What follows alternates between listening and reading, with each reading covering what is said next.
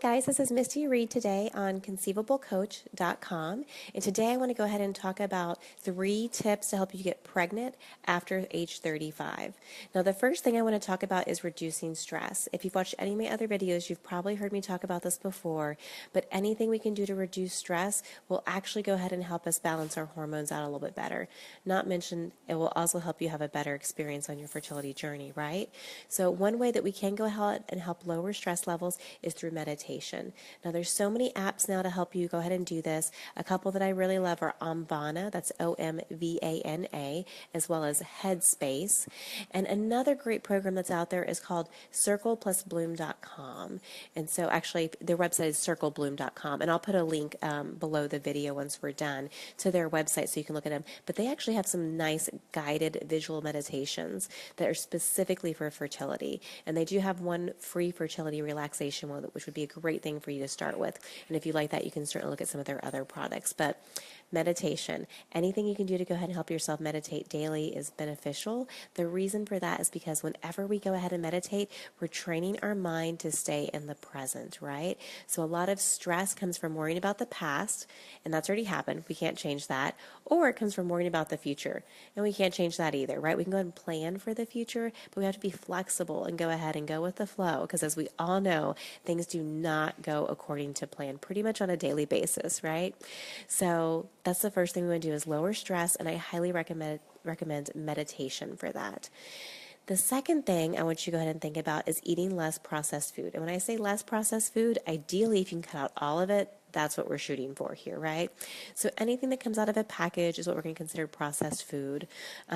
Exception would probably be organic herbs that you're cooking with, things of that nature. If you can grow your own herbs, though, so that you know they don't have pesticides on them, that they're organic, that sort of thing, that would, of course, be best. But anything in a package, it's just not going to be optimal for your health. There's certainly some things that they don't have to include on labels.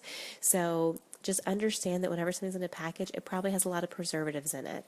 And preservatives are meant to keep food from going bad. So that food has probably been in a container for a long time, right? And food should go bad, right? Food, if it's real food, it should go bad. It shouldn't be full of preservatives. So we want to stay away from fast food. We want to stay away from the inside of the grocery store, shop more on the perimeter, right? You want to stick to the produce section as well as to the seafood and the butcher counter, right? So that's the second thing we want to do. Cut down and cut out that pre-packaged food, okay? Now, the third thing I want to mention is if you are 35 or older and you have been trying for 6 or more months to conceive and you have not been able to do so, you should seek out your medical doctor so you can get a fertility workup. You can certainly do this through your OB-GYN, or you can also go ahead and seek out a reproductive endocrinologist just to make sure that the workup is really thorough. Now, whenever you go ahead and seek a fertility workup, there's usually 3 initial tests that they're going to do. The first one's going to be a semen analysis if you have a male partner. The second one is what we call an HSG, or a hysterosalpingogram. It's also referred to as a dye test. What they do is they insert a catheter through the cervix so they can insert dye into the uterus. They do this, they can go ahead and check the integrity of the uterus, make sure there's no physical abnormalities.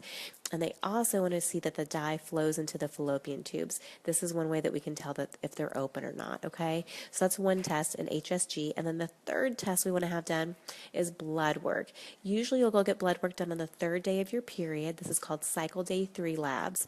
And it's very important that this blood work is on the 3rd day of your period for them to look at FSH, LH, and estradiol.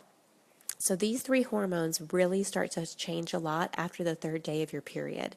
So that's why we want them checked on the 2nd or 3rd day of your cycle, if possible. Now, while you're going to do that blood work, they may also test for things like thyroid. They may go ahead and test, TSH, may check for thyroid antibodies, all of those things. And that's especially important if you have had any sort of pregnancy loss in the past. Some other testing they might do is called anti-Mullerian hormone, or AMH for short. And this is a hormone that they look at a lot to see what your ovarian reserve looks like. So they can go ahead and test for thyroid factors as well as AMH on any day of your cycle. But if you're going to go to the doctor and have blood work done on cycle day 3 anyway, you might as well go ahead and have that stuff done as well. So don't be surprised if they just throw in all those other tests with your cycle day 3 labs, which is the FSH, which is follicle stimulating hormone, LH, which is luteinizing hormone, and estradiol, which is just a form of estrogen. So those are the three things, just little tips for you to go ahead and help get pregnant after age of 35. Recap, first one is reduce stress. Start to meditate every day, even if it's just for 5 minutes. Number 2, go ahead and cut down on processed foods and move towards cutting them out of your diet altogether. And the third thing is if you've been trying to conceive for 6 or more months and you are 35 years or older, you need to go get a fertility workup just so we can rule out anything else that might be going on that may be preventing you from growing that family that you want.